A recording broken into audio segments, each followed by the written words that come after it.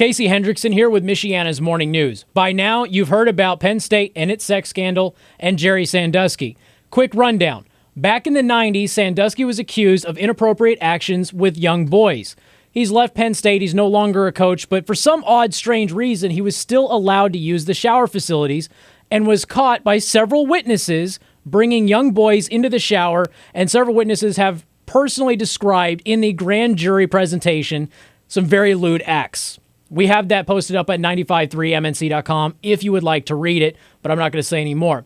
Well, the interesting thing about this is this trial, as this starts to develop and we learn more, may actually become the O.J. Simpson trial of this decade. It's that big. We're finding several witnesses who have come forward. We're having more and more victims who are coming forward now. I think we're about at 24 victims who have now come forward and said that Jerry Sandusky has molested them in one way or another. Then, even though there's plausible deniability, maybe these kids are making things up, maybe Sandusky's innocent, he gives an interview. I could say that, I have done some of those things. I have horsed around with kids. I have showered after workouts. I have hugged them, and I have touched their leg without intent of sexual contact. Horsing around in the shower, already a little questionable. I like the company of young children. Okay, maybe. Then he says, I touched their legs? I don't know what that's about. Why on earth would you be touching a young child's leg? Story gets even bigger than that.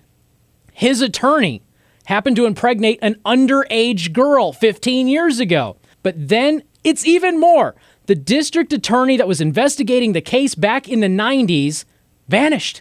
Disappeared in 2005. Authorities found the car with cigarette ashes and the smell of cigarette smoke in it. Problem is, the district attorney didn't smoke, so it's already questionable. We don't know if he's dead. We don't know if he's in hiding. But the authorities also came out and said that somebody tried to rip the hard drive out of the laptop that had all of the information on the Sandusky case.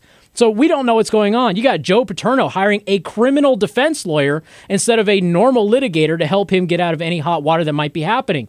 You have to pay attention to this case, and rest assured, MNC is going to be covering this case as it develops. Make sure you stay tuned to Michiana's Morning News every weekday starting at 5.